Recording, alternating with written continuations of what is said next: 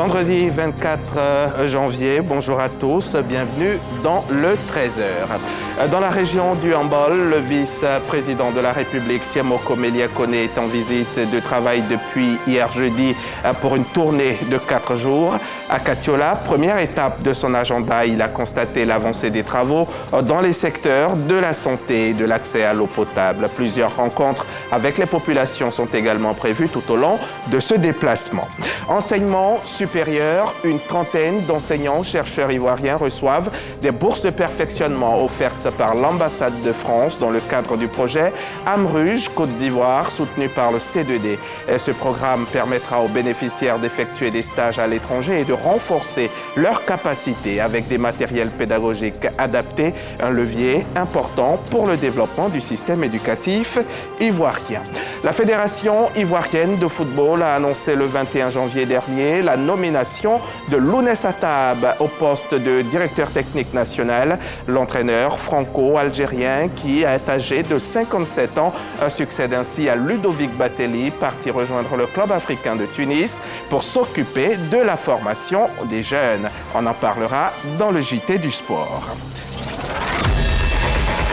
Le vice-président de la République est donc en visite de travail dans la région du handball. Thiemoko Meliakone, qui y est pour quelques jours, a prévu d'échanger avec les populations. Dans la ville de Katiola, le vice-président s'est assuré de la bonne avancée des travaux engagés au plan sanitaire et au plan d'adduction en eau potable. Alexis Ouedraogo. Un standing ovation à l'honneur du chef de l'État ce jeudi à Katiola pour la campagne de la noix de cajou 2025. Les producteurs ont été honorés.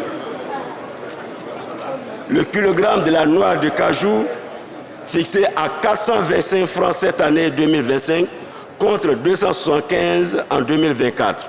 Aux côtés des producteurs, la population dans sa diversité salue le visage nouveau du handball. Nous voulons dire merci pour les travaux de voirie ça et là. Nous voulons dire merci pour l'amélioration des plateaux techniques, des centres de santé, des centres hospitaliers et régionaux qui sont en construction. Nous avons 3 départements au niveau de Katiola, de la région du handball, et tous ces 3 départements sont en chantier. Nous sommes très contents et nous espérons que ces travaux-là que nous sommes venus visiter vont finir le plus tôt possible. Katiola, il y a beaucoup de développement. Avant, il n'y avait pas de stations. Maintenant, il y a des stations à Katiola, il n'y avait pas de routes. Maintenant, là, il y a beaucoup de routes partout. Pour le vice-président de la République, ces projets ont un objectif commun, faire mieux pour les populations. Thiemoko Meliakone invite les filles et fils de la région à la solidarité et à l'unité. Je voudrais aussi vous demander quelque chose d'important. Cette chose, c'est de maintenir l'entente et la cohésion dans le handball sur toutes les terres de Côte d'Ivoire. C'est cela qui nous permettra de contribuer le plus efficacement au développement de la région. En fin de journée, place à la jeunesse pour 2 heures d'échange et de partage. C'est 4 jours aussi de présence de l'Agence Emploi Jeune, c'est 4 jours de proximité des services publics de l'emploi. J'invite tous les jeunes du handball à prendre d'assaut les guichets de l'Agence Emploi Jeune pour aller exprimer leurs besoins en formation, en stage, en financement de projets. Occasion pour le vice-président de prodiguer des conseils à la jeunesse ivoirienne. Quand je regarde aujourd'hui, que ce soit les réseaux sociaux, il y a des spécialistes de l'insulte, il y a des spécialistes de quelque chose d'autre, etc. Ça ne mène nulle part. Ça vous donne l'impression que vous êtes fort à un moment donné, mais vous ne l'êtes pas en fait. Avec ça, vous ne pouvez pas éduquer un enfant. Qu'est-ce que vous allez lui apprendre? Rien du tout. J'ai été émerveillé par les exemples des uns et des autres. Je félicite encore le ministère pour cet engagement et je pense que ça peut réussir. Ça peut réussir parce que vous voulez réussir, vous avez besoin d'un coup de pouce. Ce coup de pouce, vous l'aurez. Et je vous dis, nous sommes à ce niveau. Le président de la République, il a un autre niveau. Il veut des champions. Ce vendredi, le vice-président sera dans la ville de Dabakala. Sur place à Katiola, où le vice-président, après cette activité, a rencontré les cadres, les chefs traditionnels et les guides religieux de la ville. Un des temps forts de ces échanges, c'est l'exhortation des populations par Tiemoko Meliakone à œuvrer au quotidien au maintien d'un climat apaisé. On reste avec Alexis Ouedraogo. Katiola accueille ce jeudi le vice-président de la République en visite de travail dans le Hambol. 4 jours pour communier avec les populations, mais surtout donner un coup d'accélérateur au développement impulsé par le chef de l'État, Alassane Ouattara. Première étape, visite du chantier du château d'eau de Katiola. Le cas de Katiola est un projet qui coûte à peu près 35 milliards de francs CFA, qui consiste à construire un barrage, stocker l'eau brute de ce barrage, construire une unité de traitement et refouler donc cette eau traitée vers Dabakala d'une part et vers Katiola d'autre part. L'achèvement de ces travaux est prévu pour la fin du mois de mai 2025. Une fois que ce projet sera achevé, les localités seront à l'abri du manque d'eau jusqu'en l'an 2040. Après l'eau, place à la santé avec la visite du chantier du CHR qui devrait être livré dans 4 mois. Il s'agit donc ici de doter cette région d'un hôpital de référence moderne avec un plateau technique de pointe comprenant les scanners, toute la radiographie qu'il faut, les labos qu'il faut pour que des populations ne puissent pas être évacuées sur des longues distances avant d'être prises en charge. Donc c'est un hôpital à terme qui aura plus de 120 lits et avec tout le personnel technique, compris les spécialistes, pour prendre en compte nos patients. Des ouvrages pour améliorer un peu plus chaque jour les conditions de vie des populations. Il est important qu'on suive les travaux et qu'on sache ce qu'il faut faire pour activer justement la fin du chantier et que les populations puissent bénéficier de cet environnement nouveau qui va leur permettre d'améliorer significativement leurs problèmes de santé. L'amélioration des conditions de vie nécessite qu'il y ait de l'eau potable. C'est le problème que le président suit avec vraiment beaucoup de munitions. L'exemple le plus frappant, c'est qu'à une certaine période, on nous a dit qu'il n'y avait pas de l'eau dans la région de Dabakala et il nous a demandé de faire rapidement dans 26 villages des puits avec des forages et pour que les populations aient de l'eau. Et vous savez, ce qui a été extraordinaire, c'est que toutes les populations qui ont eu l'eau, le jour où elles ont eu l'eau, elles ont dansé jusqu'au matin. Ça veut dire que c'est quelque chose qui est très important. À la mi-journée, le vice-président de la République a rencontré les cadres, chefs traditionnels et guides religieux à la résidence du préfet. Cap à présent sur Abidjan. Nous restons dans le registre des rencontres marquantes, mais cette fois à un niveau diplomatique. Et cette semaine, le siège du CESEC a abrité une rencontre de haut niveau qui a réuni la délégation de l'Association du peuple chinois pour l'amitié avec l'étranger, l'Assemblée des régions et districts de Côte d'Ivoire et le CESEC. Ce dialogue stratégique s'inscrit dans une dynamique de coopération renforcée avec un accent particulier sur le transfert de technologies, la formation de la jeunesse et le développement local. L'Association du peuple chinois pour l'amitié avec l'étranger reçue par Eugène Akaole, président du Conseil économique, social, environnemental et culturel, CESEC, et par ailleurs président de l'Assemblée des régions et districts de Côte d'Ivoire. Une rencontre tripartite pour plancher sur le renforcement de la coopération entre la Côte d'Ivoire et la Chine dans les domaines du transfert de la technologie, de la formation des jeunes et du développement local. La délégation chinoise a salué les efforts du CESEC et de la RDCI pour promouvoir le développement en Côte d'Ivoire. En retour, le président du CESEC, Eugène Akaole, s'est félicité de la collaboration entre le président de la République de Côte d'Ivoire, Alassane Ouattara, et le président chinois, Xi Jinping, qui favorise une diversification et une intensification des échanges entre les deux pays. Merci donc d'avoir bien voulu accepter de venir dans notre beau pays et surtout d'évoquer avec nous les possibilités de promouvoir des échanges dans le cadre du développement local. Notre institution entretient, il faut le souligner, d'excellentes relations de coopération avec le Conseil économique et social de Chine, que notre Assemblée consultative et l'Assemblée des régions et districts de Côte d'Ivoire se veulent, dans le cadre des compétences de chaque entité, des partenaires pour poursuivre et consolider les échanges entre les deux nations et les deux peuples. La rencontre s'est conclue sur des engagements clairs des différentes parties. Une prochaine invitation a été adressée au Conseil économique, social, environnemental et culturel et l'Assemblée des régions et districts du Côte d'Ivoire pour une visite de travail en Chine où des discussions approfondies seront menées sur la formation professionnelle, les échanges éducatifs et les projets de développement régional. Vous avez forcément reconnu la voix de Abou Sanogo. Allons-y à présent pour un autre exemple de partenariat stratégique entre la Côte d'Ivoire et l'étranger. Cette fois, c'est à travers l'éducation que la collaboration prend tout son sens. Une trentaine d'enseignants, chercheurs ivoiriens viennent de bénéficier d'une bourse de perfectionnement offerte par l'ambassade de France en Côte d'Ivoire. Ce soutien s'inscrit dans le cadre du projet AMRUJ Côte d'Ivoire, lié au C2D et vise à renforcer les compétences des bénéficiaires à travers des stages à l'étranger et du matériel pédagogique. Nos reporters Didier Nguessan et Joël Gomez étaient présents à la résidence de l'ambassadeur pour la cérémonie.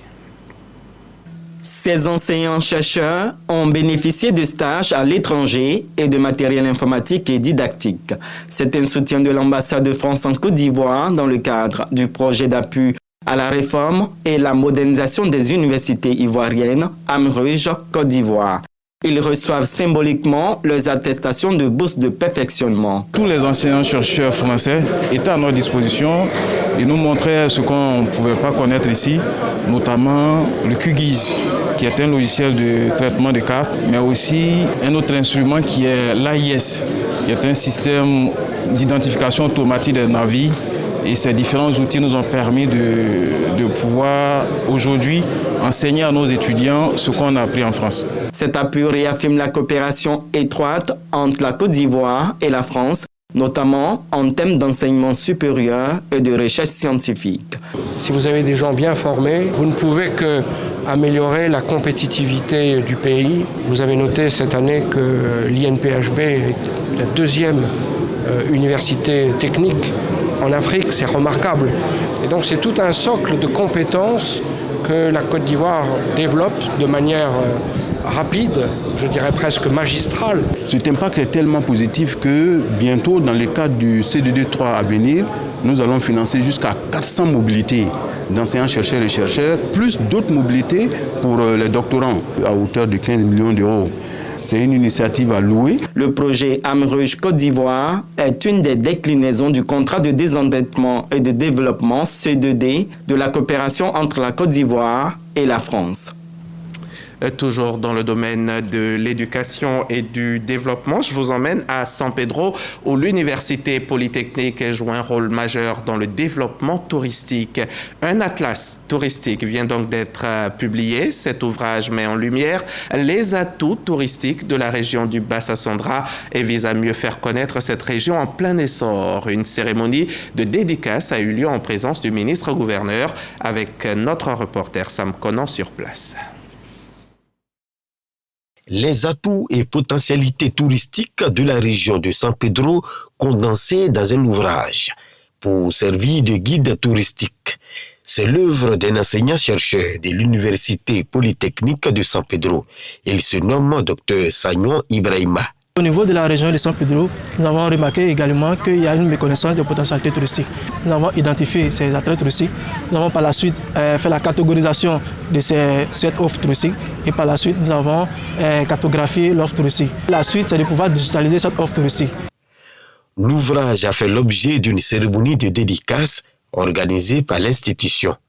C'est une invite de cette UFR à l'attention des autres pour que précisément nous puissions produire des ouvrages de qualité qui vont faire une fierté de notre université. Pour le ministre-gouverneur Philippe Légré, parrain de la cérémonie, il faut penser à un atlas touristique des 3 régions du district autonome du Bassa-Sandra. Ils ont fait l'atlas de tourisme au niveau de la région de San Pedro. Eh bien, il fera l'atlas du Boclé et l'atlas de la Nawa. Les 3 atlas réunis, eh bien, ça donne une indication nette et claire de tout le patrimoine touristique du district autonome du bassin. L'ouvrage Atlas touristique de la région de San Pedro, avec ses 144 pages, comprend 7 chapitres repartis en 2 parties. Méthodologie de la recherche et résultats de la recherche. On quitte San Pedro, la région de San Pedro, direction la capitale de Côte d'Ivoire, Yamoussoukro, où le centre hospitalier régional renforce son plateau technique. Le président de la République fait don d'une ambulance médicalisée à l'établissement, une acquisition qui marque une nouvelle étape dans l'amélioration des soins dans la région. Eugène Atoubé nous en parle. C'est une année 2025 qui s'annonce radieuse et prospère pour le CHR de Yamoussoukro en termes d'acquis sanitaires. L'établissement vient de s'enrichir d'une nouvelle ambulance médicalisée qui vient améliorer considérablement son plateau technique.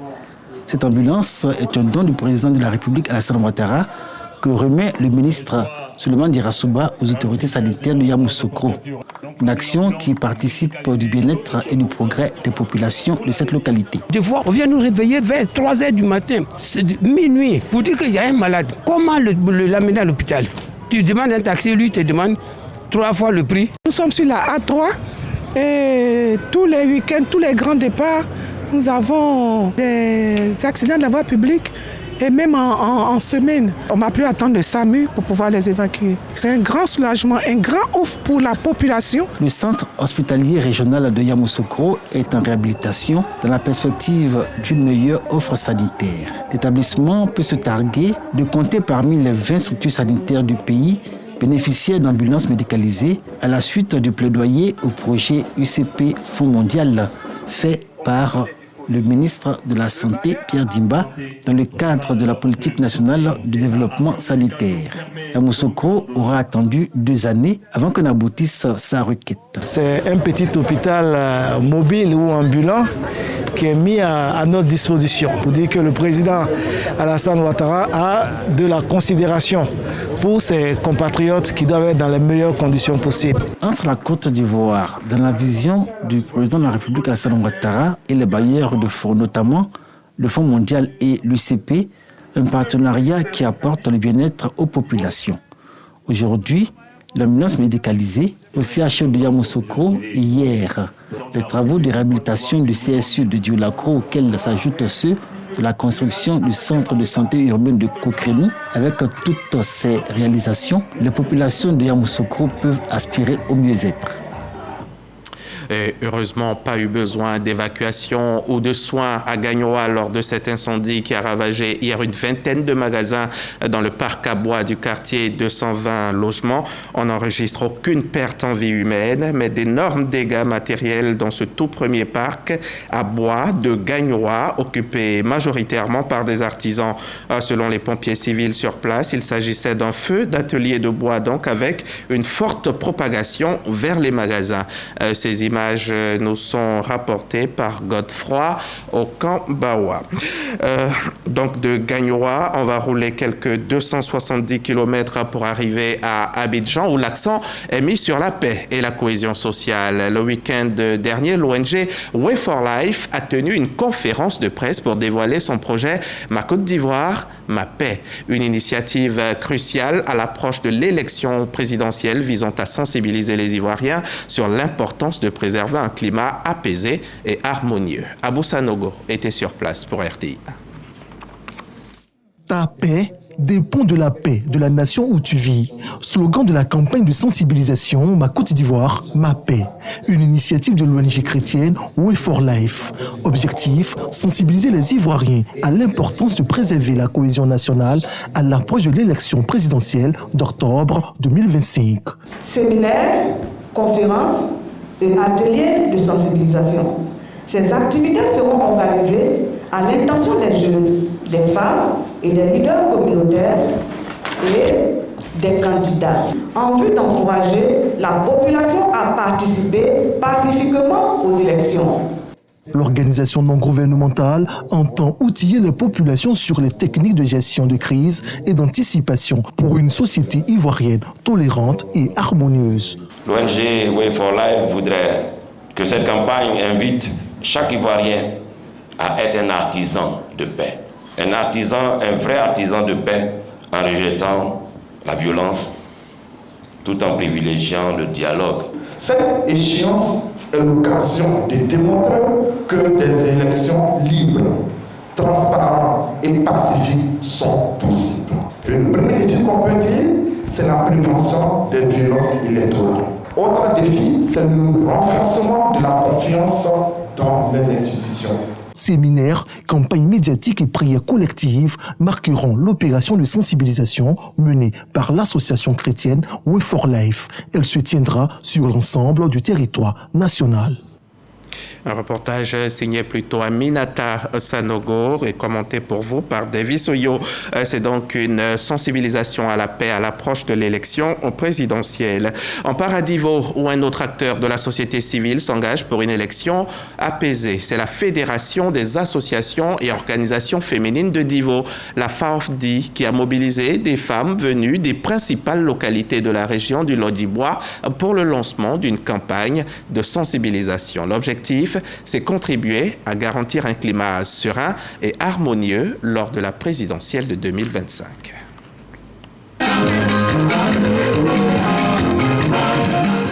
Elles sont vêtues de blanc. Ces femmes venues de Lakota, Guitry, Iré, Ogoudou et de Divo, dans la région du Lodibois.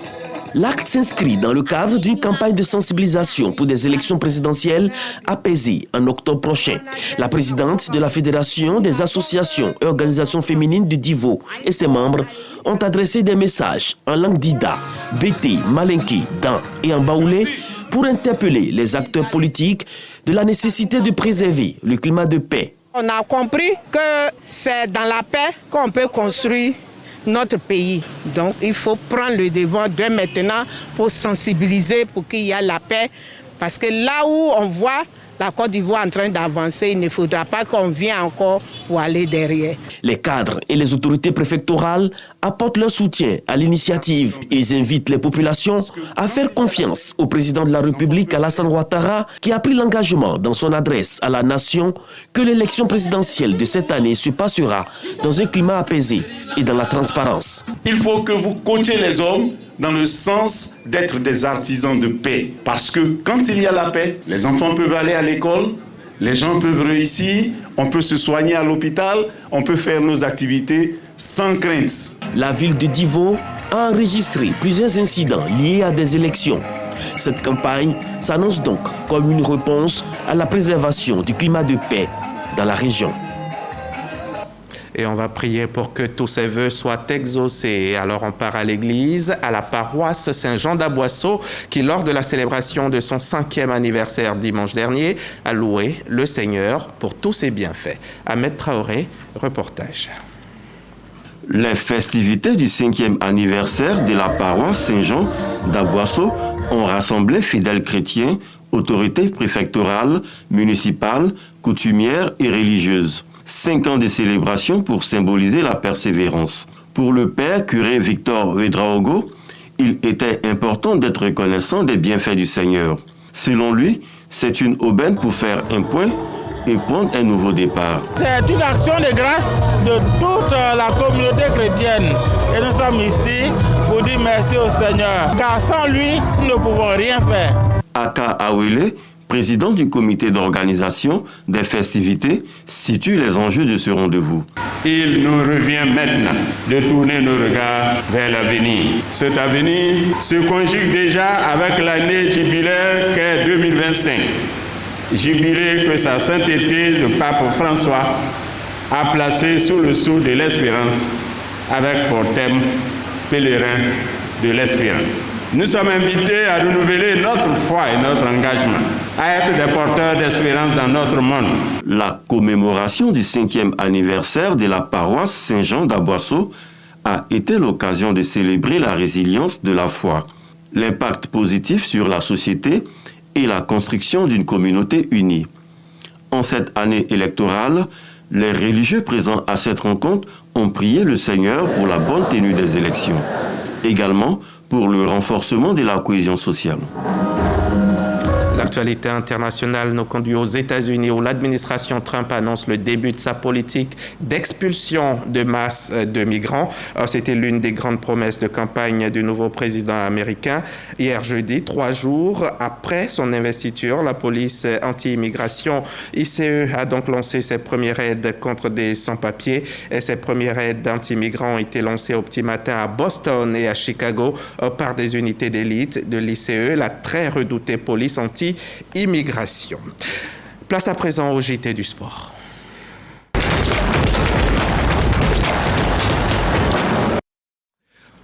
Et Samuel Metch nous a rejoint en plateau comme chaque vendredi à la même heure. Bonjour Samuel. Bonjour Hamza. Bienvenue sur notre plateau. Alors Samuel Metch, il y a un adage qui dit qui veut aller loin ménage sa monture. Oui. On peut dire que c'est ce qui est en train d'être mis en œuvre au niveau des patrons de la Fédération ivoirienne de football. Et oui, Hamza Diaby, les patrons de la Fédération ivoirienne de football ont procédé à plusieurs nominations au siège donc de l'institution à Treichville. Au titre de ces nominations, le nouveau technicien qui va prendre en charge la direction technique nationale. Il s'agit donc du franco-algérien Lounès Attab. Il a été nommé et nous suivons ce reportage de Jean-Sylvain Resso. Le technicien franco-algérien Lounès Attab succède à Alain Guaminé au poste de directeur technique national. Diplômé en BES, premier degré, équivalent à l'UEFA-A, et titulaire d'une licence AFC Pro en cours de validation, Lounès Attab sera épaulé par Alain Guaminé, nommé directeur technique national adjoint, et Sébastien Bagné, responsable de la formation au sein de la FIF. Plusieurs sélectionneurs ont également été nommés. Rénal Pedros pour l'équipe nationale féminine A, Younes Zerdouk pour les U20 masculins, Diabaté Basseriki pour les U17 masculins, Dao Lassina pour les U20 féminines et Désiré Amian pour les U15. La réorganisation s'étend également au niveau régional avec la désignation de conseillers techniques régionaux. Parmi eux, Atsé Kwao Yassine dirigera Abidjan Nord, Begré Eugène, Abidjan Sud, Kroukona Ali Cissé, Abengourou. C'est tous ces challenges-là qui nous attendent et qui nous ont donc amenés à pouvoir procéder à ces appels à candidature et donc choisir ceux qui doivent nous accompagner pour pouvoir donc avoir de bons résultats. Ce démembrement qui s'étendra sur toute l'étendue du territoire national s'inscrit dans la vision du président de la FIF, Yacine Idriss Diallo, est financé grâce au soutien de la CAF et aux retombées de la Coupe d'Afrique des Nations 2023. Et voilà donc, Lounès Attab va succéder à Ludovic Batelli. Il a travaillé 6 ans, il faut le noter, à Hamza Diaby, donc au haut niveau de la Fédération française de football.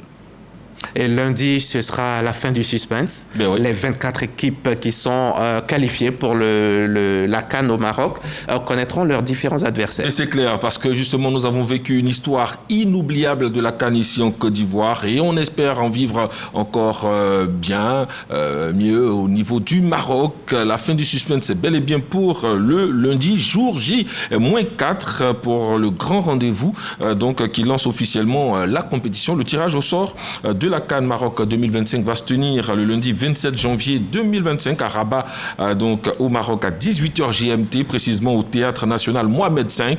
Les 24 équipes seront logées dans 6 poules qui seront reparties dans les différentes villes et stades prévus pour la compétition. Il faut le noter à Tanger, Marrakech, Casablanca, Rabat, Agadir et Fès. La CAN Maroc 2025 est prévue du 21 décembre 2025 au 18 janvier 2026 et le Maroc, pays hôte et meilleure sélection africaine selon le classement FIFA, bénéficie du statut de tête de série et sera dans le chapeau 1 avec la Côte d'Ivoire, l'Algérie, le Sénégal, le Nigeria et l'Égypte. Et puis, de nouveaux membres viennent d'intégrer le CNO. Oui, le Comité national olympique Côte d'Ivoire a ce lundi 20 janvier procédé au renouvellement de son bureau exécutif avec 5 nouveaux entrants qui portent désormais la nouvelle équipe dirigeante à 17 membres. C'était au siège de l'institution. Des détails avec Jean-Sylvain Resso. À 2 ans de la fin de son premier mandat de 4 ans, Maître Georges Ngouan, président du Comité national olympique, renforce son équipe dirigeante avec des présidents de fédération et plusieurs personnalités influentes du sport ivoirien. Moussa Diarra, président de la Fédération ivoirienne de basketball, désigné 4e vice-président, et Sylvain Koyo, président de la Fédération ivoirienne de tennis, en tant que 5e vice-président, ont pour mission principale de développer, promouvoir et protéger le mouvement olympique en Côte d'Ivoire. C'est un sentiment d'abord de fierté qui m'anime pour cette entrée en qualité de 4e vice-président du Comité national olympique, mais un sentiment également de joie. Surtout un acte de confiance et j'espère être à la hauteur. Au titre des personnalités, ce sont des noms bien connus du sport ivoirien. Armand Gourou, Tidiane Razaki et Eba Basile représentent respectivement les fédérations ivoiriennes de football, de taekwondo et de golf. C'est à juste titre que la Fédération ivoirienne de football a été donc désignée pour faire partie désormais du gouvernement du CNO. Suzanne Rolber, anciennement 5e vice-présidente, dorénavant est promue 3e vice-présidente en charge du genre. Au total, ce sont 17 membres que compte le nouveau comité directeur, composé de 5 vice-présidents, Ala Kwame, Stéphane Wignet, Suzanne Rolber, Moussa Diarra et Sylvain Koyo. Merci Samuel Metch. Merci Hamza. On se retrouve vendredi. Pourquoi pas, à la même heure. Quant à vous, chers téléspectateurs, on se retrouve demain 13h, ici même sur la chaîne qui rassemble.